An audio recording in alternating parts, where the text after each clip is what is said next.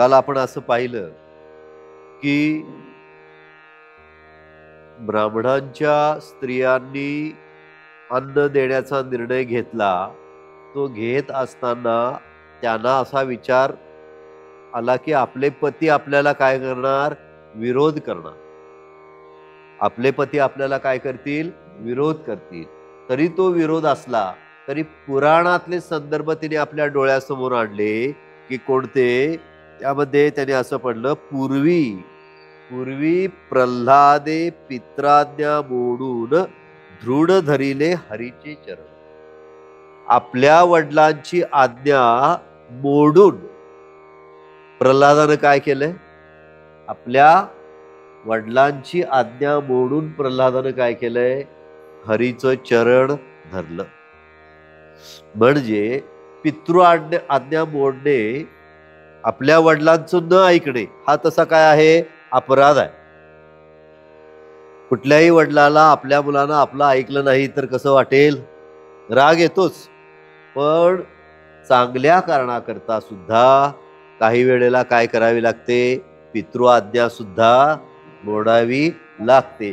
या न्यायानं त्या ब्राह्मण स्त्रिया असा विचार करतात की आम्ही आमच्या नवऱ्यांच्या आज्ञा मोडल्या आणि भगवान श्रीकृष्णाला आणि त्यांच्या गोपगड्यांना अन्न दिलं तर आपलं फारसं काही चुकत नाही, आपलं फारसं काही चुकत नाही. दुसरा दृष्टांत दिला, बळीने शुक्राज्ञा मोडून केले पूजन वामनाचे. आणि बळीराजानं आपल्या गुरूंची आज्ञा मोडली, शुक्राचार्यांची आज्ञा मोडली आणि वामनाचं पूजन केलं. त्यांना माहिती होतं या प्रक्रियेमध्ये काय होणार, वामन अवतार हा विष्णूचा आहे आणि बळीला कुठं जावं लागणार आहे, पाताळात जावं लागणार आहे. हे त्यांना माहिती होतं म्हणून ते नको म्हणत होते. पण गुरु आज्ञा मोडणे हा सुद्धा काय आहे, प्रमाद, अपराध आहे. आणि तो प्रमाद करून का होईना भगवंतासाठी गुरुची आज्ञा कोणी मोडली, भगवंतासाठी गुरुची आज्ञा कोणी मोडली, बळीराजानं मोडली. तसंच पुढचं काय म्हटलंय बघा,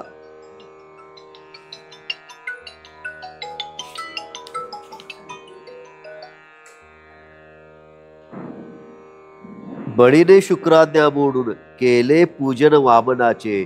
विभीषण न मानुनी रावणा शरण रिघाला रघुवीर चरणा.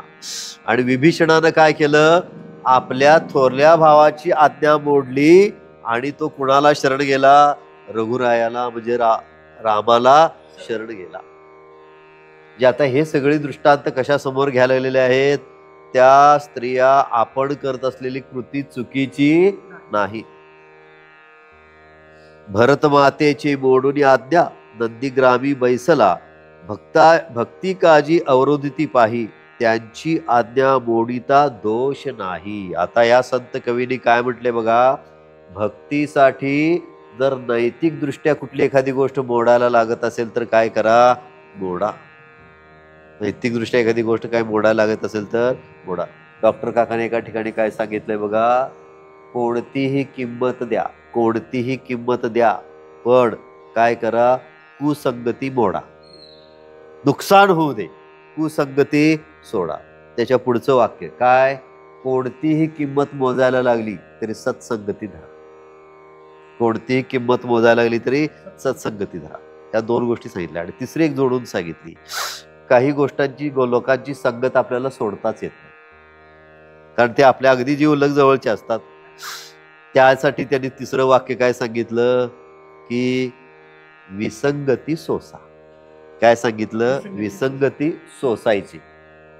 आपल्या घरातल्या कुटुंबातल्या लोकांच्या विचारामध्ये काय असते, विसंगती असते. एकाच विचाराची सगळी माणसं एका कुटुंबात पाहायला मिळणं शक्यच नाही. आणि तसं जर ते कुटुंब असेल तर त्याच्यावर भगवंताची कृपा आहे असं समजायचं. असा अनुभव कुठल्याही कुटुंबाला नाही की बाबा आपल्या कुटुंबात सगळ्यांचं एकमत आहे आणि सगळे एक दिलानं चाललेले आहेत. पूर्वी होतं तसं. पूर्वी घरात कोणतरी एकटाच वडीलधारा माणूस काय करायचा, निर्णय घ्यायचा आणि मग त्याच्या पाठोपाठ सगळे जायचे. आता तसं दिवस राहिलेले नाहीत. आता जो तो आपल्या मताचा आणि त्याच्या पुढची गोष्ट काय झाली, आता त्याच्या पुढची गोष्ट म्हणजे आपलं वय काय, आपण मत काय मांडतोय, आपलं त्याचा अर्थ काय होतोय, हे सुद्धा आता अलीकडच्या पिढ्यांना कळत नाही. आणि म्हणून भक्तीसाठी काय करायचं आहे, भक्तीसाठी काही नैतिक गोष्टी मोडायला लागल्या तरी सुद्धा मोडायच्या असतात. म्हणून उठिल्या लवलाही अन्न घेऊनी तेधवा, षड्रस अन्नाचे भरोनी हारे, यज्ञ पत्न्या निघती त्वरे. अशा रीतीनं अन्नाच्या अशा दुर्ड्या भरून त्या निघाल्या त्वरे. त्वरे म्हणजे गडबडीनं निघाल्या. कूड मोडून या द्वारे. आता तो काळ आहे, दार कसला आहे त्यांच्या त्या यज्ञाला, कूड मोडून या द्वारे. कूड म्हणजे काय, कुडाची दार. कूड मोडून या द्वारे ठाई ठाई पडली. जशा त्या बाहेर पडायला आल्या तसं जागोजागी त्या आश्रमाला लावलेली कुडाची दारं मोडून पडली. म्हणजे त्यांना काय त्यात सांगायचं आहे कवीना, की आता त्या बाहेर आल्या. कूड पडून या द्वारे ठाई ठाई पडली, एक पहावया वनमाळी, श्रवणाद्वारे सत्वर चालली. आता त्या ज्या स्त्रिया अन्न घेऊन निघालेल्या आहेत त्या स्त्रियांचं एकेकीचं वर्णन कसं केलंय बघा. त्यातल्या एकीला कशाची हुरहुर लागली आहे, जे त्या बालकृष्णाबद्दल आपण श्रवण केलंय, तो कसा दिसतोय ते बघायला तरी जाऊया. श्रवण भक्तीचा उल्लेख. एक कीर्तन पंथे तेवेळी. एकीच्या डोक्यामध्ये कीर्तन पंथ म्हणजे काय, ज्या भगवान श्रीकृष्णाला मी बघणार आहे तो मला कसा दिसला ते मी दुसऱ्यांना सांगण्यासाठी मी निघाले. नवविधा भक्तीचं वर्णन कवीनं काय केलंय, श्रीकृष्णाचं चरित्र आणि नवविधा भक्तीचं शास्त्र असं बरोबर जुळवून दाखवलं. एकीला श्रवणानं कळलाय श्रीकृष्ण, तो तिला बघायचा आहे. एकीला बघितलेला कृष्ण दुसऱ्याला सांगायचा आहे, कीर्तन भक्ती. निगती जाहली सत्वर, एक स्मरणाची वाटे, एक चरण सेवेची नेटे. एकीच्या डोक्यात काय आहे, त्या श्रीकृष्णाचं आपण सतत स्मरण करायचं आहे, म्हणजे नामस्मरण भक्तीचा उल्लेख आला.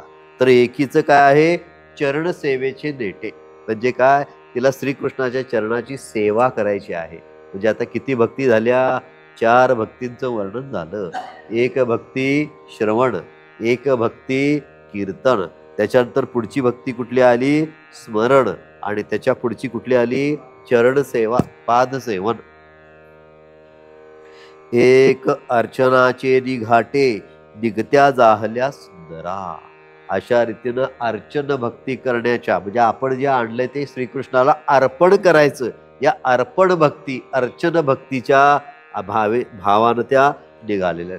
प्रत्येक जाणाऱ्या स्त्रीच्या मनामध्ये एक एक भक्तीचा भाव त्या संत कवीनी बसवला. कुणासाठी, तुम्हासाठी. श्रीकृष्णाचं चरित्रही सांगायचं आणि भक्तीही सांगायची. एक वंदनाचे द्वारे, एक दास्यपंथी जाते त्वरे. आणखीन एकीनं काय केलं, आपल्याला श्रीकृष्णाला वंदन करायचं आहे, वंदन भक्ती, नमन भक्ती म्हणतात ते करायचं आहे, या हेतून ती निघाली. तर दुसरी दास्य, म्हणजे श्रीकृष्णाचं आपण दास्य करावं, सेवा करावी, या विचारानं ती निघाली. एक सख्यत्वाचे एक सरे. त्या राधा आणि श्रीकृष्ण यांच्या चरित्रातल्या प्रसंग ऐकलेल्या त्या स्त्रीला काय वाटतंय, आपण श्रीकृष्णाबरोबर सख्य करू, सख्य भक्ती. अशा हरी पाहो चालिल्या, एक करती आत्मनिवेदन. जी त्यातल्या अगदीच उच्च स्तरावरची होती ती म्हणते, मी काय करणार आहे, मी श्रीकृष्णाला समर्पण होणार आहे, आत्मनिवेदन. एक, आता ह्या 9 विधा भक्ती इथं संपल्या तरी सुद्धा आणखीन त्या संत कवीनी जादा भक्ती काय जोडल्या बघा. एक मनन जळी जाहल्या मीन. एकीच्या मनामध्ये कसं आहे, श्रीकृष्णाच्या चरित्राचं, श्रीकृष्णाचं मनन आपल्याकडनं व्हायला पाहिजे, म्हणून ती निघाली आहे. एक निजध्यासी निमग्न. अभ्यासाच्या 3 पद्धती आहेत, श्रवण, मनन, निधिध्यासन.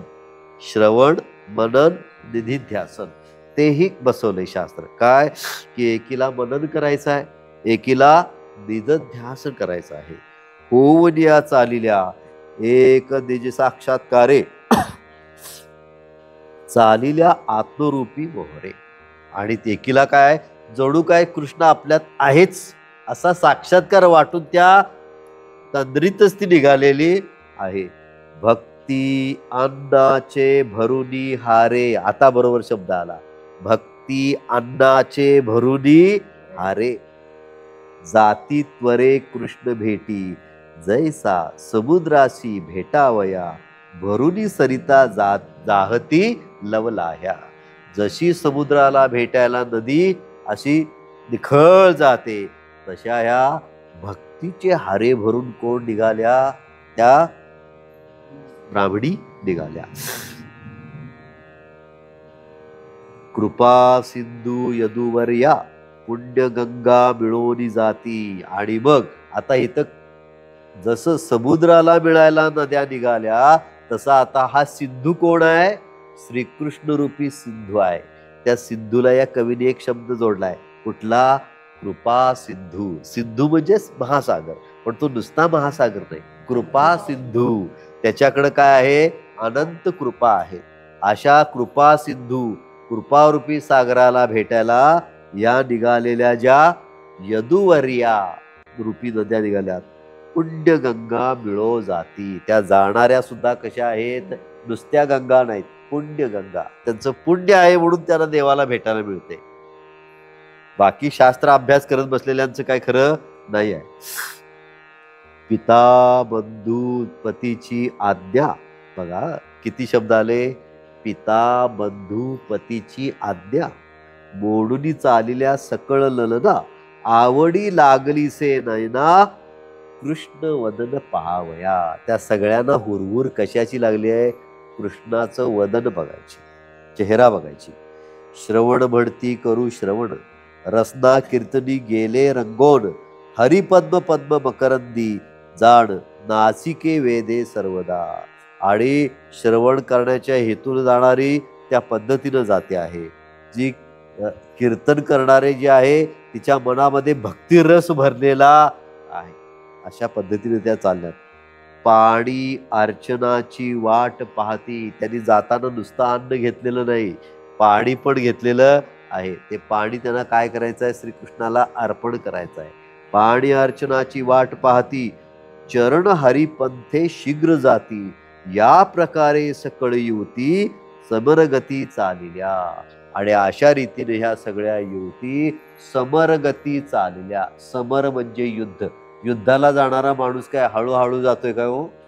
युद्धाला जाणारा माणूस कसा जातो, एकदा कधी त्या शत्रूवर जाऊन काय करतो, हल्ला करतो. त्या गतीनं या निघाल्या, समरगती. ऐशा यज्ञपत्या गेल्या सकळी, तो एक क्षणभरी मागे राहिली. अशा सगळ्या त्या स्त्रिया सगळ्या गेल्या बाहेर, पण चुकून एक स्त्री माग राहिली. सगळ्या बाकीची गेल्या, पण एकटी चुकून काय झाली, माग राहिली. अन्न घेऊन जो निघाली, तो कर्म आड ठाकले. आता हे तर कवीने काय केलंय बघा, कथा आणि प्रारब्ध याचा शास्त्र संबंध करून दिलाय. ही एकटी जी राहिली होती, तिनं भर भर बुट्टीत अन्न भरून घेतलं, निघाली, पण तिचं कर्म आड आलं. म्हणजे काय वेळेला आपलं जर कर्म चांगलं नसेल तर योग येऊन सुद्धा भेट होत नाही. तसं तिचं घडलं. तिनं बुट्टी अन्नाची भरून घेतली, पण तिचं कर्म आड आलं. म्हणजे काय घडलं असेल, कर्म आड ठाकले. तिचा पती अकस्मात पावला पाकशाळेत आत, तयासी कळला वृत्तांत, गेल्या समस्त कृष्ण भेटी. तिचा पती चुकून तिथं आला आणि त्याला समजलं की ह्या सगळ्या गेलेल्या आहेत, आणि ती आपली बायको तेवढी समोर दिसती. विप्र परम क्रोधायमान, करी आपुले स्त्रियेसी ताडन, परम भ्रष्ट गोवळा कृष्ण, त्यासी कान देता गे. कृष्णानं त्या आलेल्या विप्रानं म्हणजे त्या भटजीनं काय केलं, तिला धरलं आणि तडाकी मारून म्हटलं की त्या भ्रष्ट कृष्णाला तुम्ही का अन्न घेऊन निघालाय, असं म्हटलं. कोणे शास्त्री आहे लिहिले की स्त्रियासीही पूजावे गोवळे, कुठल्या एका शास्त्रात असं लिहिलंय की ढोरं पाळणाऱ्याला तुम्ही पूजा करा म्हणून? कुठल्या शास्त्रात लिहिलंय ढोरं पाळणाऱ्याची पूजा करा म्हणून? असं तो तिला म्हणू लागला. यज्ञ ब्राह्मण नाही पूजिले, विटाळिले अन्न कैसे. तुम्ही ते यज्ञ ब्राह्मणासाठी बनवलेलं अन्न आता तुम्ही विटाळून टाकलं तिकडून येऊन. वेद, देव, अग्नी, ब्राह्मण तुझ्या बापे साक्ष करून. बघा बघा वाक्यच आहे. वेद, देव, अग्नी, ब्राह्मण तुझ्या बापे साक्ष करून माझ्या हस्ती तुझ लागून दिले जाण शतमूर्खे. तो म्हणतो की वेद, शास्त्र, ब्राह्मण यांच्या साक्षीनं, अग्नीच्या साक्षीनं तुझ्या वडिलांनी माझ्याबरोबर तुझा विवाह लावून दिला आणि तू अशी मूर्खासारखी का वागतेस, असं तू तिला म्हणतो. माझी सांडुनिया भक्ती. काय म्हणतोय बघा तो, माझी सांडुनिया भक्ती पूजो जाशी गोवळ्या प्रती. नवऱ्याची म्हणजे पती परमेश्वर ना, पूर्वीच्या संकल्पनेप्रमाणे व पती परमेश्वराची संकल्पना सांडून माझी सांडुनिया भक्ती पूजो जाशी गोवळ्यासी. आणि तू कुठल्या गोवळ्याला म्हणजे ढोरं राखण्याची पूजा करायला निघालीस. म्हणून स्त्रियेशी शीघ्रगती बांधिता झाला ब्राह्मण. त्यानं काय केलं, तिला जाऊच दिलं नाही, तिला तिथं काय केलं, बांधून टाकलं. आता आता ह्या कथेतून कथा एक कळली. दृष्टांत काय, जर आपल्या प्रारब्धात नसेल तर योग आला तरी संत दर्शन घडत, योग आला तरी संत दर्शन घडत नाही. तसं तिथं झालं. मग ती बोले अवसरी तू या देहाचा पती की निर्धारी. मग तिला त्यानं खांबाला बांधून घातलं. त्यावेळेला ती त्या आपल्या नवऱ्याला म्हणते की तू या देहाचा पती, तू कशाचा पती आहेस, या देहाचा पती आहेस. तरी तो देह ठेवी आपुले घरी.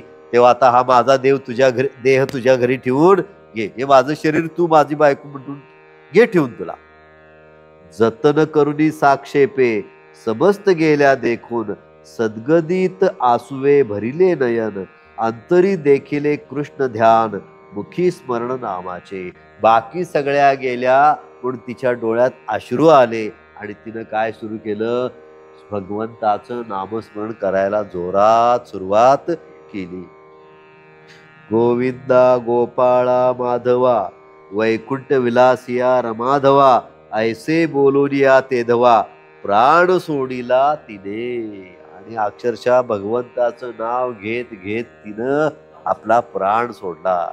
कुणी आपला प्राण सोडला, त्या शिल्लक राहिलेल्या एका बाळवाडीने. सकळ विप्रा जाहले श्रुत की स्त्रिया गेल्या समस्त धावले पाकशाळे आत जपानुष्ठान टाकुनी. त्यानं आपल्या बायकोला बांधून ठेवलं आणि यज्ञ शाळेत जाऊन सांगितलं, अरे असा असा प्रकार झालाय. सगळ्यांनी तिथलं तिथं आपलं यज्ञ अनुष्ठान टाकलं आणि ते सगळे पळत कुठं आले, पाकशाळेत आले. बघता तर कोणीच जागेवर नाही. एक बोले क्रोधे करुनी स्त्रिया आलिया परतोनी शिक्षा करू तेची क्षणी ऐसे दुसरेनी न करती त्या.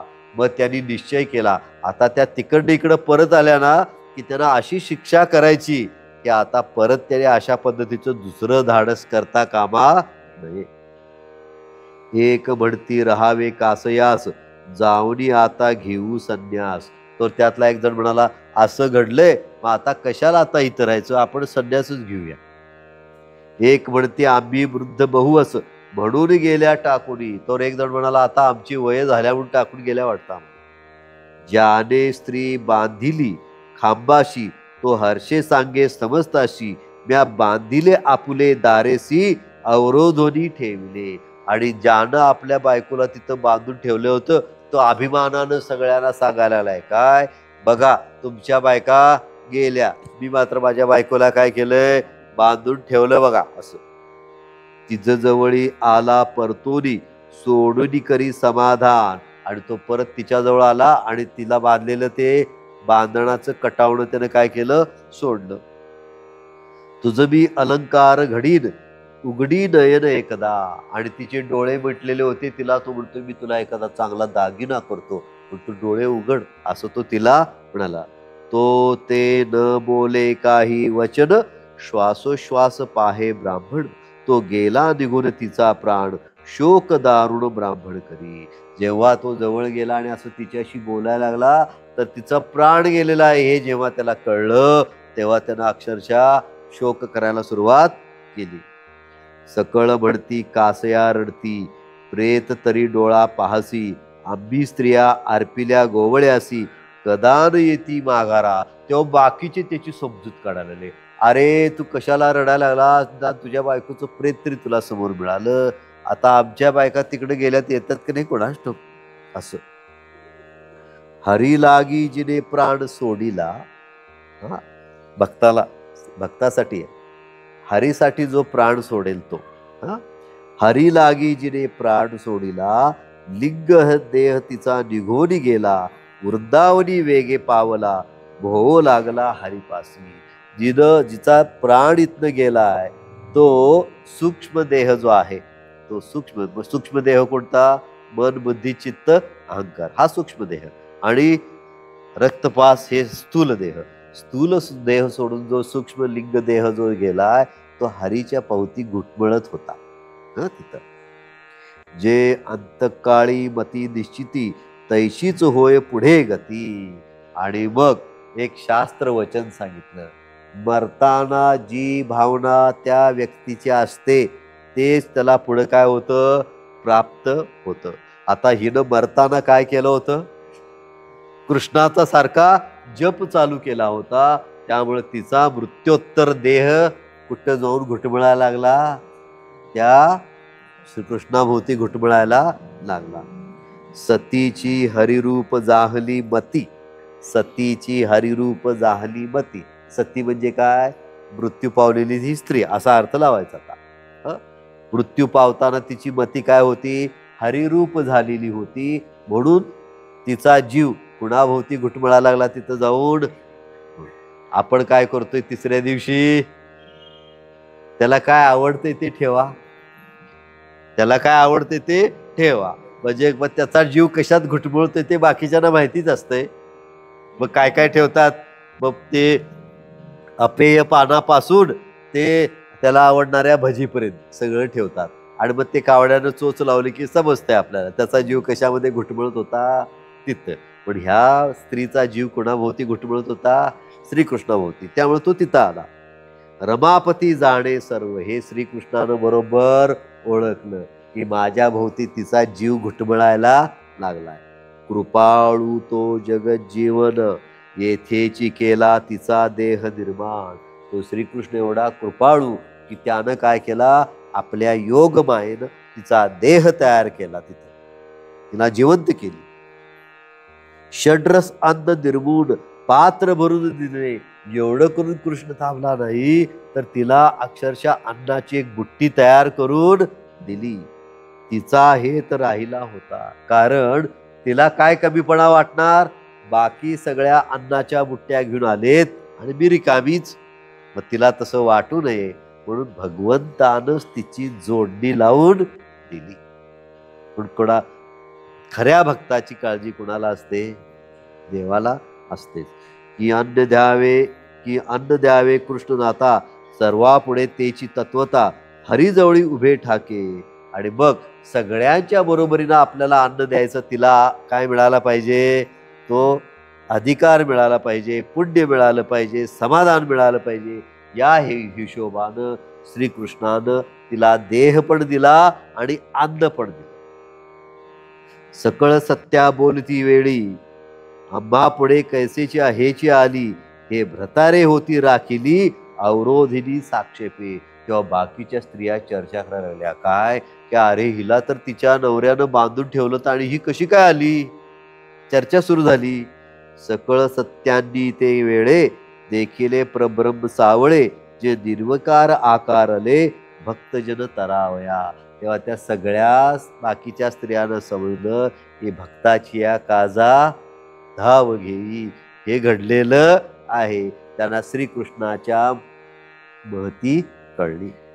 समीप देखोनी यादवराया, अन्न पात्रे उतरोनिया, दृढ लागल्या हरीच्या पाया, विसरून या देह भावा. श्रीकृष्णाला बघितल्यावर आपल्या अन्नाची पात्र पटपट पटट उतरून ठेवली आणि श्रीकृष्णाच्या पायावरती त्यांनी लोटांगण घातलं. मनी सकळ भाविती डोळा देखिला यादवपती, जन्म सार्थक झाले म्हणती आनंद चित्ती न समाये. आणि म्हणून त्यांना श्रीकृष्णाला बघितल्यानंतर त्यांच्या अंतःकरणातला आनंद त्यांना मावला, मन भरून आलं. हरिचरण पंकज केसरी. हरिचरण पंकज केसरी म्हणजे काय?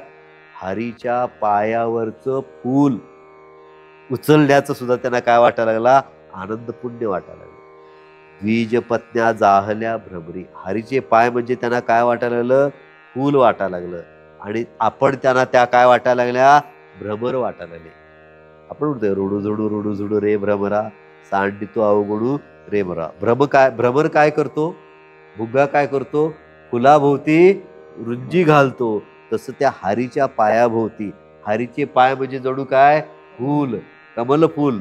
आणि आपण जणू म्हणजे काय? भुगे. असा भाव. आम्हाला असा कधी भाव होतोय? आम्ही देवावर नमस्कार करताना आपला असा भाव कधी होतोय? हरी विजय ग्रंथाच्या श्रवणातून भक्तीचा कोमलपणा आम्ही शिकायचा. सारखं आपलं मन रुंजी घातलं पाहिजे देवाभोवती. द्विजपत्न्या झाल्या भ्रमरी की वेदो नारायण निर्धारी, वेद श्रुती वेष्टीला. मग उठोनिया विप्रललना, अन्ने अर्पती राजीव नयना, तृप्त जाहला यादव राणा, राम गोपाळा सहित पै. व त्या उठल्या शेवटी नमस्कारातनं आणि त्या सगळ्यांना अन्न द्यायला लागल्या. यज्ञ नारायण झाला तृप्त.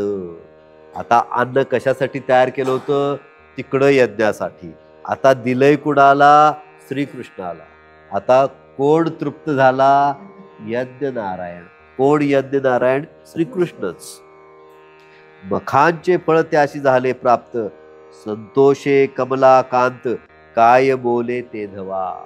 मग सगळ्यात तृप्त झालेले गोपगड्यासह श्रीकृष्ण काय बोलला? श्रीकृष्ण त्या स्त्रियांना काय बोलला बघा? तयासी म्हणे वैकुंठपती, माझ्या पदाप्रती याल अंती, पतीस तुमच्या जन्मपंक्ती, पुढे आहेत असंख्य. श्रीकृष्ण त्या सगळ्या स्त्रियांना म्हणाला की तुमचा जन्म संपल्यानंतर तुम्ही माझ्या चरणाशी येणार आहात. म्हणजेच काय होणार आहात? मुक्त होणार आहात. आणि तुमच्या पतीला मात्र काय आहे? जन्मपंक्ती आहेत. म्हणजेच काय? जन्म मरणाचा फेरा आहे. परमार्थ करायचा कशासाठी? जन्म मरणाचा फेरा चुकविला. तुमचा जन्म मरणाचा फेरा चुकणार हे कुणाला सांगितलंय? साक्षात भगवंतानं त्या स्त्रियांना सांगितलं. आणि काय सांगितलं? तुमच्या पतीला मात्र जन्म मरणाचा फेरा लागूच राहणार. जा. आता श्रीकृष्ण त्यांना काय म्हणतो बघा?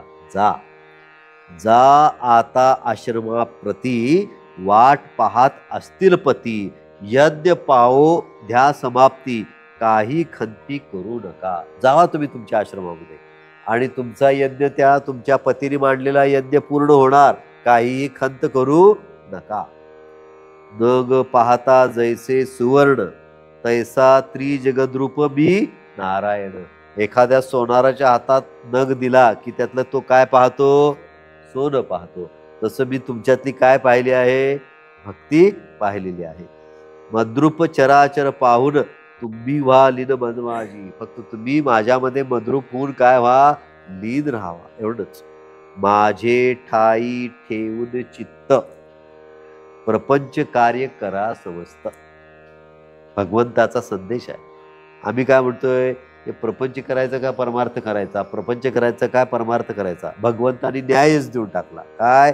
माझे ठाई ठेवून चित्त, प्रपंच कार्य करा समस्त, जैसा कृपण जनी वर्तत, ठेवणा चित्त ठेवूनी. आणि म्हणून एखादा कृपण माणूस काय करतोय? दागिन्यावरती लक्ष ठेवतोय, माणसावरती त्याचं लक्ष असत नाही. चोराच्या मनात चांदणे. चोर जसा संपत्तीवर लक्ष ठेवून असतो, तसं तुम्ही माझ्यावरती काय करा? स्मरण ठेवून प्रपंचात राहा. चित्त ठेवून या तान्ह्यापासी माता जाय स्वकार्याशी. किंवा बाळाला पाळण्यात ठेवून आई काय करते, बाकीची इतर कामं करत असते, पण तिचं चित्त कुठं असतंय, बाळाकडंच असतं. तसं तैसे मज धरुनी मानसी प्रपंचाशी चालवा.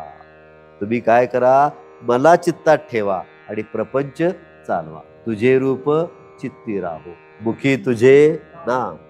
कोण, देह प्रपंचाचा दास, सुखे करो काम. अशी ती भक्ती आहे. आत्मरूपी विश्व पहावे, सत्कर्मी अंतर पडून द्यावे. सल्ला दिलाय, सतत काय करा, आत्मरूपी तल्लीन राहा आणि सत्कर्माचा विसर एवढा पडून देऊ नका. बघा, वेदाद्ये वर्तावे अहंकृती टाकूया. वेदाच्या आज्ञेप्रमाणे काय करा, वर्तन करा आणि अहंकाराचा एवढा काय करा, त्याग करा. घागरी आणि रांजणी बिंबला एक वासरमणी, तैसे पुरुष आणि कामिनी मी चक्रपाणी व्यापलो. दृष्टांत दिलाय. घागरी आणि रांजणी म्हणजे आता घागरी असतात बघा, घागरी किंवा पाण्यानं भरून ठेवलेल्या घागरामध्ये जर पौर्णिमेच्या वेळेला आपण अनेक घागरी पाण्यानं भरून ठेवल्या तर काय होईल, प्रत्येक घागरीत काय दिसेल, चंद्र दिसेल. तसं घागरी आणि रांजणी बिंबला जसा वासरमणी, तसंच दिवसा ढेवळ्या जर आपण पाण्याच्या घागरी भरून ठेवल्या आणि 12 वाजता वासरमणी म्हणजे सूर्य उगवला त्यात दिसला तर किती दिसतील सूर्य, जेवढ्या आहेत तेवढ्या दिसेल. तसा मी तुमच्या सर्वांच्या मध्ये बिंब रूपानं आहे. तैसे पुरुष आणि कामिनी मी चक्रपाणी व्यापलो, ऐसे बोलता यदुपती सकळ झाल्या सदगद चित्ती. श्रीकृष्णानं असं मी तुमच्यात आहे असं ऐकल्याबरोबर त्या सगळ्या सदगदून गेल्या, त्यांचा कंठ भरून आला. विमला बंधुरा नेत्री स्त्रवती, काय बोलती ते धवा. मग त्यांच्या नेत्रामधले अश्रू बघितल्यानंतर श्रीकृष्ण पुढे काय म्हणाले बघा. आता पती त्या काय म्हणाल्या श्रीकृष्णाला, आता पती घेतील प्राण. आता आपली वेदना त्यांनी श्रीकृष्णाला बोलून दाखवली.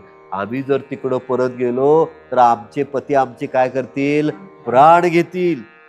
आम्ही न सोडू तुमचे चरण, कृपासागर तू जगमोहन, हरी दारुण पती हे. आम्ही तुझ्या चरणावर राहतो, आम्ही तिकडं जातच नाही असं त्या म्हणायला लागल्या. संसार दुःख रूप सकळी, खदिरांगाराची शेज रचिली. संसार हा सगळा दुःखरूप आहे आणि खदिरांगाराची, खदिरांगार म्हणजे काय, खैराचं जे झाड असतंय ते खैराचं झाडाचे तुकडे काय करतात, लाकड तोडतात, तोडून काय करतात, ते जाळतात. तो कोळसा काय असतोय, सगळ्यात तप्त असतोय आणि तो कोळसा शांत झाला की त्याच्यापासून काय बनतोय, काथ. त्याच्यापासून काय बनतोय, काथ. पण तो काथाचा विषय इथं नाही. खैराचा कोळसा हा सगळ्यात तप्त आहे, तसा प्रपंच कसा आहे, असा तापलेलाच आहे. आणि खैराची शेज, अशा तप्त कोळशाच्या शेजीवर झोपल्यानंतर काय झोप लागेल, नाही लागणार. तसा प्रपंच आहे असं त्या म्हणतात. यावरी सुख निद्रा वनमाळी, यावरी सुख निद्रा वनमाळी, कैसी लागेल सांग पा. त्या प्रश्न विचारतात, या प्रपंच रूपी निखाऱ्यावर झोपल्यावर आम्हाला कशी झोप लागेल बाबा. संसार विषवल्लीचे वन. आता संसाराला दुसरा त्या काय म्हणतो, संसार हे कसला आहे, विषवल्लीचे वन. वल्ली म्हणजे वेल, विषवल्ली म्हणजे काय, विषारी वेलांचं वन आहे हा संसार. की वृश्चिकांनी भरले सदन.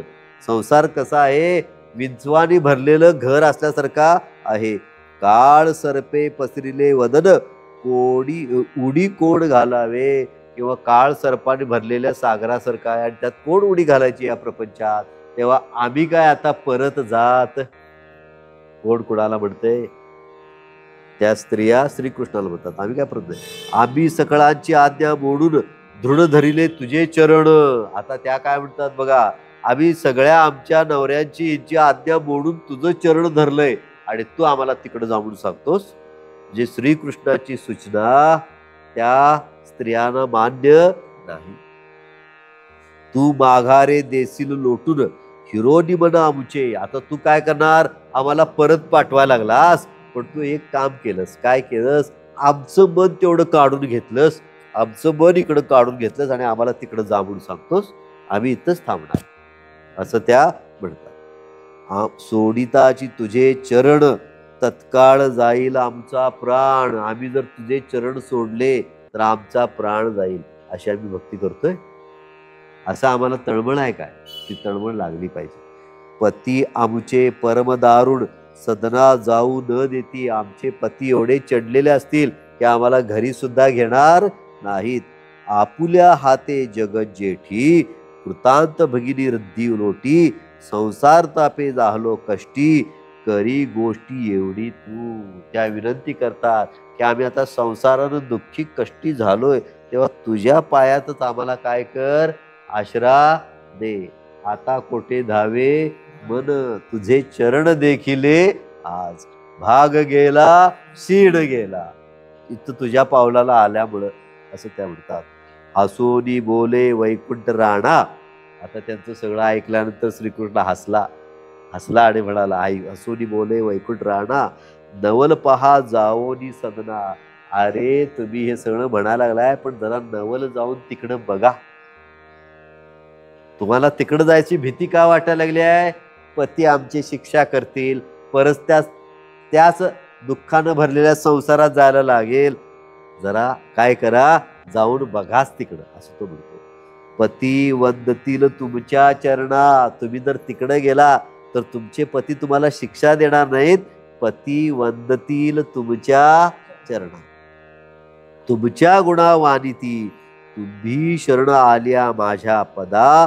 ते तुमच्या करतील आपदा. ते तुम्ही माझ्या चरणाला शरण आलाय, ते तुमच्या पदाला शरण येतील. मग उडे येईल माझ्या ब्रिदा. जर तुमच्या पतीने तुम्हाला काही त्रास दिला तर माझ्या ब्रिदाला काय येईल? उडेपणा येईल. भक्तांच्या काजा सेवाधर्मी आहे, म्हणजे गीत आहे बघा, भावगीत. सेवाधर्मी पुण्य आहे, सांगे सखा श्रीहरी. देवांचाही देव करतो भक्तांची. हे माझं ब्रीद तिथं मोडेल जर तुमच्या पतीने तुमचे चरण धरले नाहीत तर. असं पहा एकदा जाऊनी, हरी वचनी विश्वास ठेवूनी. परतल्या सकळ्या द्विजकामिनी, हरीच प्रदक्षिणा करोनी. शेवटी हरीच्या ब्रीदावर शब्दावर विश्वास ठेवून हरीला प्रदक्षिणा घालून त्या सगळ्या स्त्रिया कुठे गेल्या? परत आपल्या घरी गेल्या. पुढती चरण लागती, जिने कृष्ण लागी त्याजिला प्राण.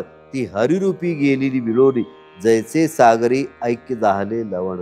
आणि जी तिकडं बांधून घातलेली होती, जिचा प्राण गेला होता, जी इकडं जीव रूपानं आलेली होती, जिला देह आणि अन्न श्रीकृष्णानं आपल्या योगशक्तीनं दिलं होतं, तिला मात्र हरीनं काय केलं? तिथल्या तिथंच मुक्त केलं. तिथल्या तिथंच मुक्त केलं. जसे सागरामध्ये लवण, लवण म्हणजे मीठ.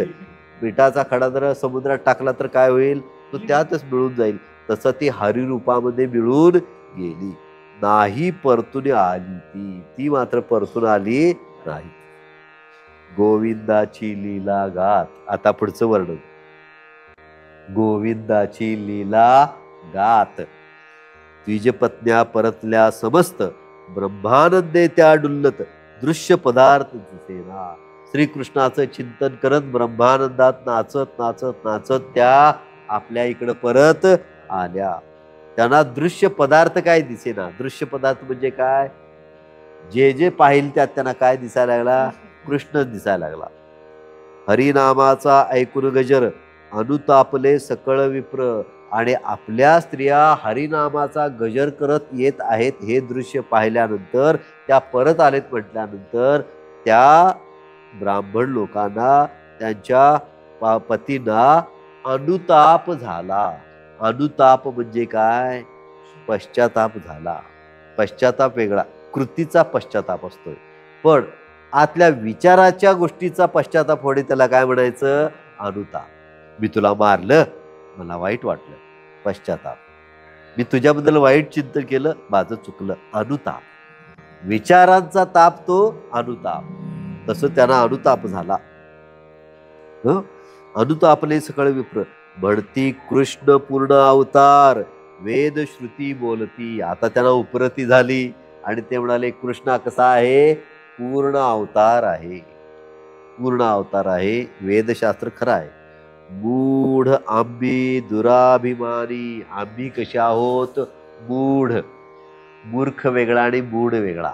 मूर्ख हा काय असतो, त्याला किती शाणं करायला जावा तो शाणा होणार नाही. पण मूढ कसा असतो, काही गोष्टीमुळं अडखळलेला पण समजावून सांगितल्यानंतर दुरुस्त होणाऱ्या आडग्याला काय म्हणायचं, मूढ.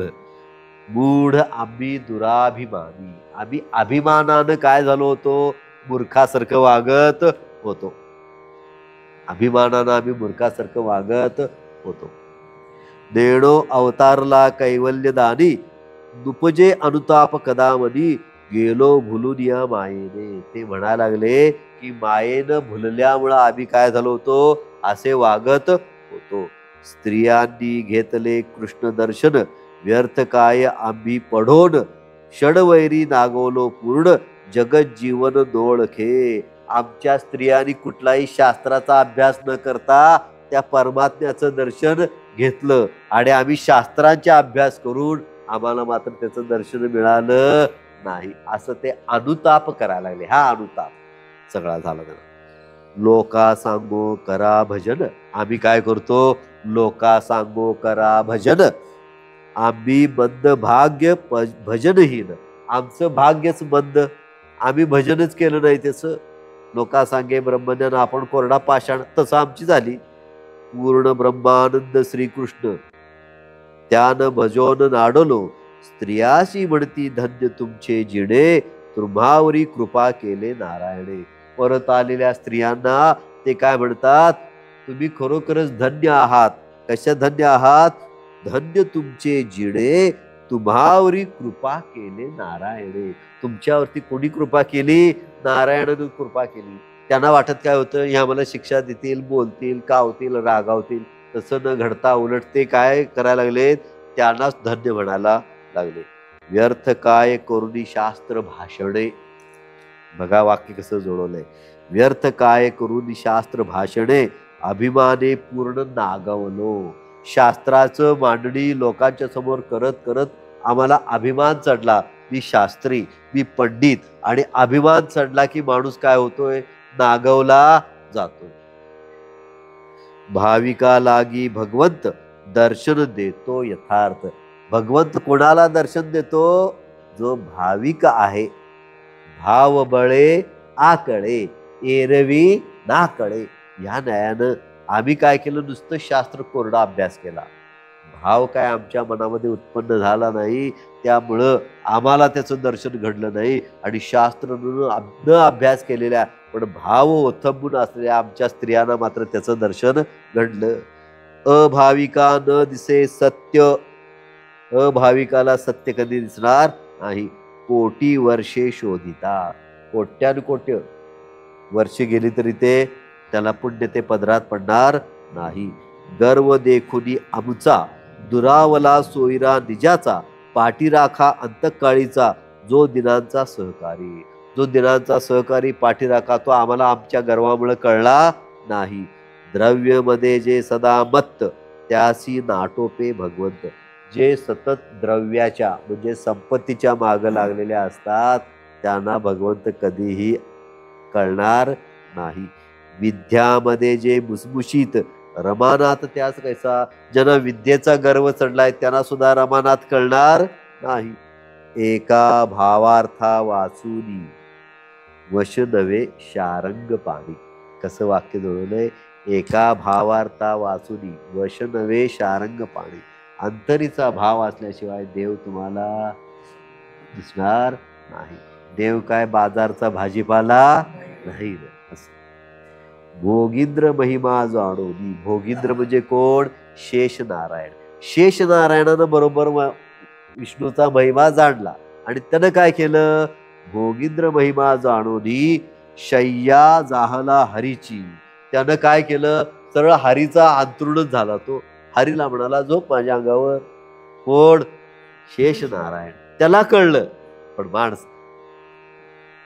पण सापाला कळलं म्हणायचं, सर्पाला कळलं, पण आम्हाला कळत नाही. असं झालं ते. एक 5 मिनिटं घेऊया, अध्याय संपतोय. श्रीकृष्ण परब्रह्म सावळे, त्याशी सोमखे आम्ही निंदिले. निर्मळा मळ लाविले, निर्गुणा ठेविले गुणदोष. आता ते काय म्हणाले बघा, त्या निर्मळ श्रीकृष्णाला आम्ही काय लावले? मळ लाविले. तो गुराखीचा आहे, तो अनैतिकच आहे, त्याचा आचार भ्रष्ट आहे, तो स्त्रियांतीत मिसळतो, स्त्रियांचीच वस्त्रे घेऊन गेला. असं काय का आम्ही त्या निर्मळाला आम्ही काय मळ लावला, असं ते म्हणतात. निर्मळा मळ लाविले, निर्गुणा ठेविले गुणदोष. तो निर्गुण परमात्मा परब्रह्म श्रीकृष्ण, त्याला आम्ही गुणदोष लावले. असं कोण म्हणायला लागले? ते ब्राह्मण म्हणू लागले. बघा आपण, कृपा न करिता श्रीरंग, व्यर्थ काय कोरडा याग. श्रीकृपा, जर त्या श्रीरंगाची कृपा नसेल तर कशाला यज्ञ मांडायचा कोरडा. वश न होता भक्त भंग, भवशोक न तुटेची. जर तो आम्हाला वश झाला नाही तर आमचा भवभाव तुटणार नाही.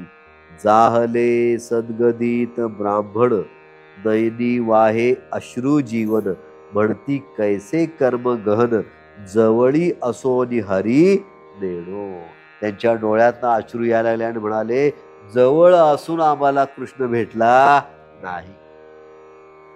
एक म्हणती उठा उठी, चला घेऊ हरीची भेटी. तर एक जण म्हणाला, अरे चला उठा उठा, चला श्रीकृष्णाला भेटून येऊया. एक म्हणती उठा उठी, जाऊ हरीची भेटी. घालू हरिचरणा दृढ मिठी, प्रेम पोटी न समाये. चला जाऊन हरीच्या चरणाला मिठी घालूया. तो कंसाचे दूत हिंडती, वनी उपवनी झाडा घेती. गो विप्र शोधुनी मारिती, एक हा सांगाती समाचार.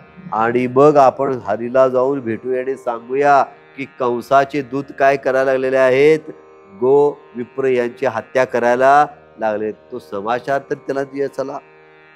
भय वाटे परम मना, भय वाटे परम मना, या लागी वनान जाती कृष्ण दर्शना. आम्ही त्याला सांगूयात की कंसाचे दूत आम्हाला मारतील म्हणून आम्ही वनात आलो नाही, आणि आम्ही वनात आलो नाही म्हणून तुझी भेट झाली नाही. देवळात आलो नाही. काय काय असते बघा आमचं, देवळात कोण कोण आहेत? ती आहेत होय, मग आम्ही आता देवळात जात नाही.